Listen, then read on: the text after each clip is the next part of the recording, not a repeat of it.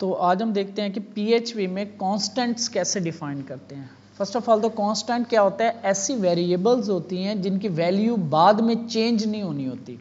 ठीक है, इसमें हम कुछ ऐसी वैल्यूज़ रखते हैं जो कि आपकी बाद में चेंज नहीं होनी। लाइक जैसे कि यहाँ पे वेबसाइट का नाम रखा हुआ है, कांस्टेंट बनाया हुआ, उसमें वेबसाइट का नाम रखा, तो वेबसाइट का नाम आपका चेंज नहीं होगा। एक आपने डोमेन रजिस्टर करवा ली तो वही डोमेन चलेगी आपकी।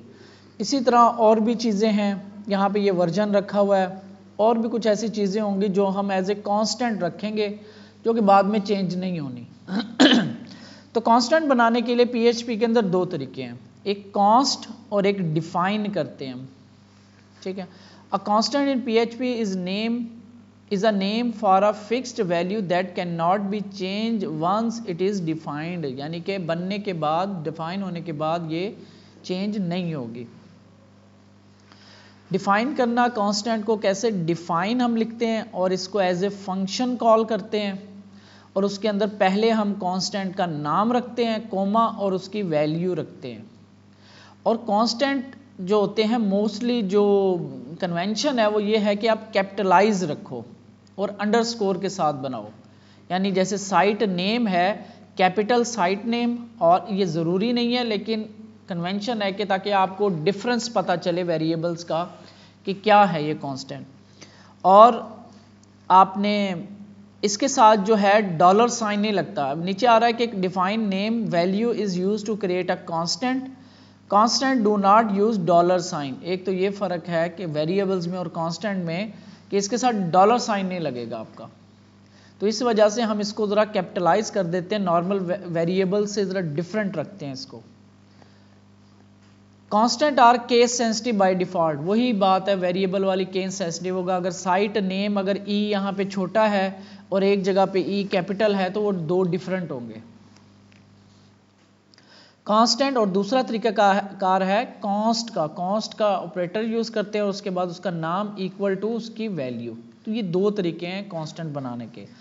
Another way to define a constant can not be use inside functions और कंडीशनल स्टेटमेंट। तो ये तरीकेकार क्या है कि इसको आप फंक्शंस और कंडीशनल, कांस्टेंट जो होते हैं ना जो हम बनाते हैं वो हम फंक्शंस या कोई कंडीशनल स्टेटमेंट्स में नहीं रखते, ये टॉप लेवल्स होते हैं, यानी ये आपकी मेन जो आपकी फाइल होती है उसके अंदर बनते हैं। तो इनको हम किसी और जगह पे इस तरीके से हम नहीं बनाते होते। तो देखते हैं एक दो कांस्टेंट बना के हम। तो हमारा जो फोल्डर है सी, मेरे पास है लैरागॉन, आपके पास होगा जैम्प में htdocs, और मेरे पास है www। ये मेन डायरेक्टरी होती है जो लोकल होस्ट आप लिखते हो ना, ये यहाँ तक आती है। उसके बाद आगे फिर आपका फोल्डर का नाम आता है। इसी में ओपन कर लीजिए चले। तो यहाँ पे मैं एक फाइल बना रहा हूँ constants.php। अच्छा, आज मैं थोड़ा सा ना HTML के अंदर PHP लिखता हूँ। ठीक है, PHP क्या है, हाइपर टेक्स्ट प्री प्रोसेसर, यानी ये फाइनल जब इसका रिजल्ट बनता है वो HTML में बनता है PHP का। तो इससे ये क्या होता है कि आप HTML के अंदर PHP लिख सकते हो, PHP के अंदर HTML लिख सकते हो। जैसे हमने कल हेडिंग लिखी थी, एको करवाया था। आज हम क्या कर रहे हैं, कॉन्स्टेंट्स की HTML के डॉक्यूमेंट बना रहे हैं, इसके अंदर PHP लिख के देखते हैं क्या होता है। सेव करते हैं। कहीं पे भी आपने, जैसे फर्ज करो मैं यहाँ पे H1 लिख देता हूँ, यानी कॉन्स्टेंट्स इन PHP, और ये H1 क्लोज।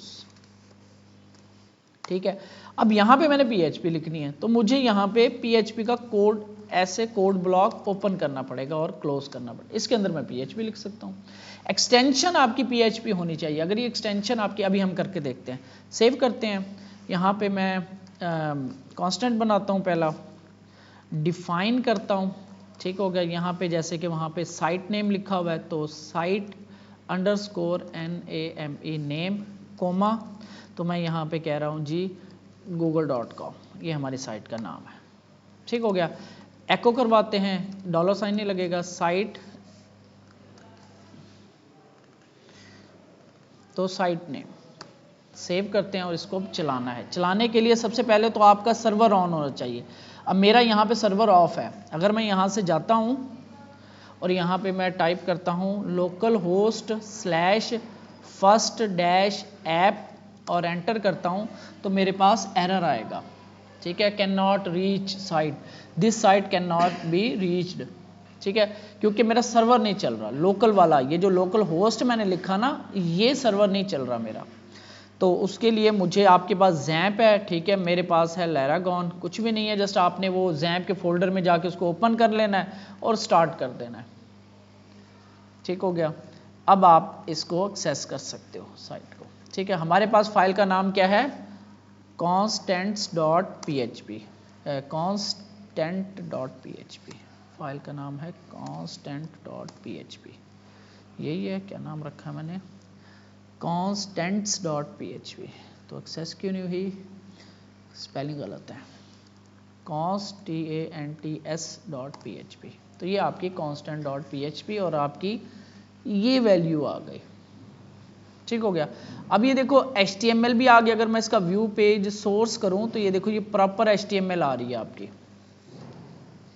आपकी प्रॉपर HTML जो अभी हमने बनाई थी, और उसके दरमियान में जस्ट यहाँ पे एको हुआ है गूगल, जो कि इस कांस्टेंट की वैल्यू है, इसकी वैल्यू है, ठीक है। अब अगर मैं इसे फर्ज करो ये है HTML के डॉक्यूमेंट, तब क्या होगा, तो हम इसे रिफ्रेश, अब इसकी एक्सटेंशन हो जाएगी HTML, तो आपके पास वो सेक्शन नहीं चला, PHP आपकी नहीं चली, HTML डॉक्यूमेंट चल गई आपकी, लेकिन PHP आपकी नहीं चली, वो जो कांस्टेंट बनना था, एको होना था, वो नहीं हुआ।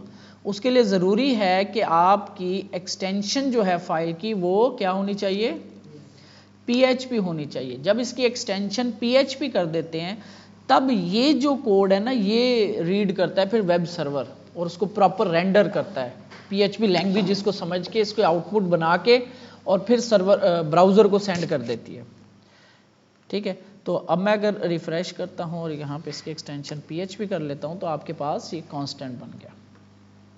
तो दूसरा तरीका कांस्टेंट बनाने का है कॉन्स्ट, इस तरीके से एको कर देता हूँ एक HR, ये जस्ट हम अभी के लिए हम जस्ट वैसे लगा देते हैं अलहदा करने के लिए, आगे चल के हम इसको प्रॉपर तरीके से हैंडल करेंगे। तो कॉन्स्ट मैं कहता हूँ app name is equal to कुछ भी वैल्यू लिख सकते हैं, फेसबुक मैंने रख दिया, कुछ भी रख सकते हैं, echo app underscore NAME name, save किया मैंने और यहाँ से इसको रीलोड किया तो फेसबुक, वही वेरिएबल टाइप है, लेकिन क्या है कि इसकी हम वैल्यू चेंज नहीं कर सकते। तो हम यहाँ पे इसकी वैल्यू चेंज करके देखते हैं। हम करते हैं app underscore NAME is equal to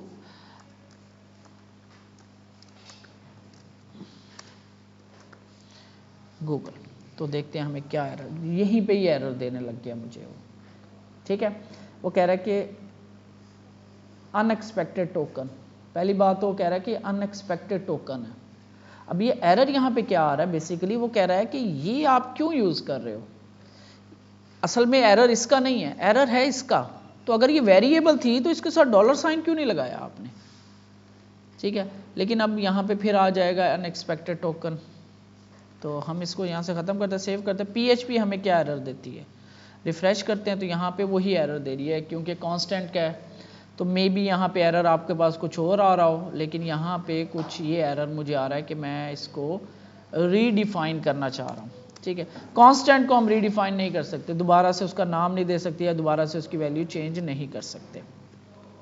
अच्छा, तो ये आपके सिंपल कांस्टेंट है, इतने ज़्यादा इसमें डीप जाने की ज़रूरत नहीं है। एक चीज़ मैं आपको यहाँ पे करवाऊँगा, ये जो हमारी है ना एक्सटेंशंस, इसमें आप एक एक्सटेंशन इंस्टॉल कर लो,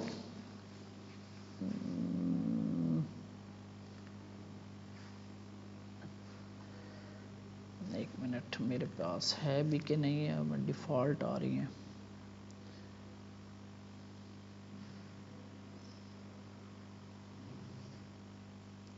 ठीक है, तो एक्सटेंशन है PHP इंटेलिसेंस।